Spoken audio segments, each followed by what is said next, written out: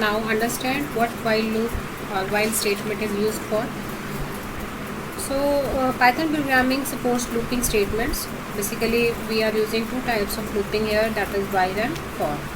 So while loop checks the condition initially and repeats the execution of the block of statements until the evaluated condition becomes false. Here is the context, here is the syntax, that is while expression means that is condition, and condition अगर true होता है then particular statements will be executed. Okay, so the condition is evaluated initially, and if the condition is true then it will execute the block of statements. After that the condition is evaluated again and the process is repeated until the condition becomes false. Okay, so let me show you one example. By using while, I have printed here hello many times. Here see, I have told you like we follow 3 steps. Initialization, that is x is 0, starting value is 0. While जब तक ये x less than होगा 5 यानी 0 to 4, तो that means 5 values will be printed. कौन सी 5 values? जो आपने while loop में प्रिंट कराई है, दैट इज़ हेलो. 0 से स्टार्ट होके और क्या होगा, कंडीशन चेक होगी, that is 0 is less than 5, print hello. Again 1 add हो गया, देन अब 1 is pass, 1 is less than 5, then print hello. See, तो लूपिंग से बेनिफिट ये हुआ कि जहाँ एक स्टेटमेंट मुझे मल्टीपल टाइम्स दिखनी पड़ती थी, वो यहाँ पे लाइन्स ऑफ कोड क्या हमारा कम हो जाएगा. So by the help of this while loop you will get hello 5 times. Okay, so another program is that this of while. In this program what I did, if you enter a value like any digit 3 4 5 4 5 6, it will count number of digits. So here I use a logic that enter a value, then assign एक x initialization एक variable लिया है, check किया है weather जो भी, first of all तो आपको ये चेक करना है जो भी वैल्यू आप एंटर हो ग्रेटर देन 0 होना चाहिए. देन एक ये कंडीशन लगाई है मैंने, यहाँ पर क्या किया है, it will return you the question part. जो आपका डिवाइड करके आता है, ये डिवीजन है, तो क्वेश्चन पार्ट रिटर्न करता है. जैसे जो परसेंटेज मॉड ऑपरेटर होता है वो रिमाइंडर रिटर्न करता है. देन इससे क्या होगा, अगर लॉजिकली आप इसको चेक करेंगे, ये एक एक वैल्यू आपको रिटर्न करता रहेगा, स्मॉल स्मॉल करता रहेगा, और उससे क्या होगा, ये एक एक डिजिट इसमें ऐड करता जाएगा, क्योंकि एक एक डिजिट कट होता जाएगा इससे, फिर टोटल नंबर ऑफ डिजिट्स इसमें प्रेजेंट होंगे. एक चीज़ और यहाँ मैटर करती है कि अगर आप लूप के यहाँ पर प्रिंट करा रहे हैं तो वैल्यू क्या आती है, और अगर कहीं बाहर प्रिंट कराते हैं तो क्या वैल्यू आती है. सो जब तक ये चलता रहेगा आपकी वैल्यूज़ इसमें ऐड होती रहेंगी, जितने भी नंबर ऑफ डिजिट्स होंगे, और वैल्यू क्या होगी, वो टोटल आपकी 4 प्रिंट होके आ जाएगी. ओके, सो ये है आपका basically while loop program. Next is here the program also I have done. इसमें मैंने क्या किया, एक नंबर एंटर करवाया है, और जब तक वो क्या है, ग्रेटर देन 0 है. सपोज अगर 10 एंटर हुआ है, तो जब तक वो ग्रेटर देन 0 है उसको वो क्या करेगा, ऐड करता रहेगा. मतलब if you start from 1 + 2 + 3 + 4 up to जो भी आपने नंबर एंटर किया होगा. Okay, so to find sum of a number. See, अब आज के सेशन के बाद आपके पास बहुत सारे प्रोग्राम्स हो जाएंगे प्रैक्टिस के लिए. सो टुमारो और day after tomorrow we will conduct a live session for you people, so that we can discuss your queries. So let's move to next. Here's a program like you want a number, enter आपने number किया है, एक variable initialise किया. सम हमने एक variable इसलिए लिया है, जैसे मैंने यहाँ एक एक्स वेरिएबल लिया था डिजिट्स जो भी कट हो रहे थे उनको काउंट करने के लिए. सम एक वेरिएबल लिया है मैंने टोटल नंबर को ऐड करने के लिए. Okay, so as a program, when you run this program you will get the sum of that particular digit you entered. Like suppose in this case I have entered 10 and I'll get the sum 55. Next is using else statements with while loop. See, here's the new concept. In previous languages हम लोग while के साथ else use नहीं करते थे. हम लोग in case of conditional statements we are using if with else. Otherwise in case of looping we are not using else part. So here's a good thing about Python looping, we can use else part also here. Like Python supports an else statement associated with a loop statement. If the else statement is used within a loop, the else statement is executed when the condition becomes false. जैसे ही आपकी while loop की statement false हो जाएगी तभी की तभी क्या हो जाएगा, आपका else part जो है वो execute हो जाएगा. Like this. Simply you have to write like in case of if. So यहाँ पर भी सेम ऐसे ही होगा जैसे आप if केस में करते थे. जस्ट एक if part enter हो गया है कि जैसे ही लूप ख़त्म हो जाएगा तो एक else पार्ट में आप कुछ भी मैसेज प्रिंट कराना चाहते हैं तो with the help of this करवा सकते हैं. ठीक है, let me show you.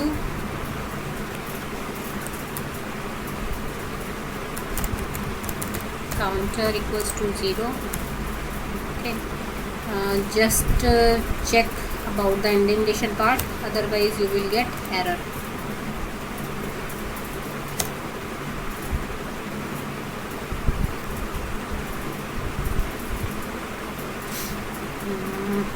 What's the problem again? I think double quotes problem. Okay, so see, 0 from starting from 0 वो कहाँ तक एग्जीक्यूट करेगा, जब तक लेस देन 3 है, यानी 0 1 2 3 टाइम्स, और उसके बाद जैसे ही वो एग्जिट होगा तो एल्स पार्ट एग्जीक्यूट कर देगा, that is outside the loop. Now move to next, that is your for statement. See, for looping we use two statements, that is while and for. Functioning जो है दोनों की same है, just user preference है कि आपको for use करना है या while यूज़ करना है. Some users prefer while, whereas some prefer for programming. Okay, otherwise जो फंक्शनिंग है वो ऑलमोस्ट हमारी सेम ही होगी, बट फॉर में हमारे पास एक नई चीज़ आएगी. The for loop is another repetitive control structure. Repetitive means you want to repeat a set of statements. It is used to repeat the execution of a block of code for a fixed number of times. In Python, the for loop is repeated for all the members of sequence in order, executing the block each time. Whereas in while statement क्या होता था, the condition is evaluated for each iteration. The syntax, हमारे पास syntaxes का क्या है, for while in sequence. Sequence में हम यहाँ पे एक रेंज ऑपरेटर भी यूज़ करेंगे, रेंज स्टेटमेंट भी यूज़ करेंगे. अभी मैं दिखाऊंगी आपको इसका एग्जांपल. तो जो for loop in Python is used to iterate over a sequence of list, tuples, string values. Okay, so iterating over a sequence means traversal. Traversal basically क्या होता है, कुछ भी वैल्यू स्टार्टिंग से एंड तक प्रिंट कराना, that is your ट्रिवर्सल. Okay, so next here is the example of for. In this program what I did, just adding the numbers. So first initialize the numbers, then sum, then fall value in numbers, sum equal to this, then print. Okay, so see the result is 37. See, one more thing I want to tell you, like I am using already declared values like tuple, list और string. सो आप ये values user से enter भी करवा सकते हैं. Single values अगर आप यूज़र से एंटर करवाना चाहते हैं, कुछ भी यूज़र डिफाइन बनाना चाहते हैं, तो आप ये चीज़ कर सकते हैं. So what's logic here is, it will check val in numbers. ये वैल्यूज़ को चेक करेगा वन बाय वन. जैसे जैसे वैल्यूज़ आगे आगे मूव करती जाएंगी वो सम में एक एक वैल्यू को ऐड करता रहेगा. इनिशियली जो सम है हमारा वो क्या है, 0 है, और एट द एंड जब ये लूप एग्जीक्यूट हो जाएगा तो उसको क्या कर देगा, ये प्रिंट करवा देगा. ओके, सो नेक्स्ट इज, जैसे हमने वाइल के साथ यूज़ किया एल्स को, ऐसे ही हम फॉर लूप के साथ भी एल्स को यूज़ कर सकते हैं.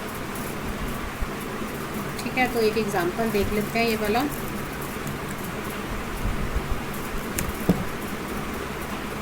इंडेंटेशन आपने ध्यान रखना है, क्योंकि आप देख रहे हो जब मैं कॉपी पेस्ट करती हूँ तो इंडेंटेशन क्या होती है, सारी की सारी इधर उधर हो जाती है. ठीक है, इस केस में क्या हो रहा है, एक मैंने क्या दिया, हमने लिस्ट टपल बनाया है और क्या किया है, हम देख रहे हैं कि आई इन रेंज, उस रेंज में चेक करेंगे. रेंज का एक सिंपल सा एग्जांपल मैं आपको पहले दिखा दूँ, ये वाला. ठीक है, अगर आप यहाँ पे रेंज के साथ एक लिख रहे हो और सिंपली यहाँ पे प्रिंट आई करते हो तो ये क्या प्रिंट करता है, सी ए की वैल्यू 5 है, दैट मीन्स रेंज की 5 है. हमने अगर ए देना है यहाँ पर, एक ए दे सकते हो, 5 तक जाएगा और वो क्या करेगा, range. Okay, see, after using for, you just need colon here. So okay, no space allowed. Print I. I'm using I here. Yes, I is perfectly fine. Then what is the problem? Expected and indented block. Okay, see, again indentation problem. If you are not using indentation properly, then you will get error again and again. So here is the answer. What range to? Range will see from, if you mention 5, तो range जो basically है 0 से लेकर एक value less than उस variable को check करेगी.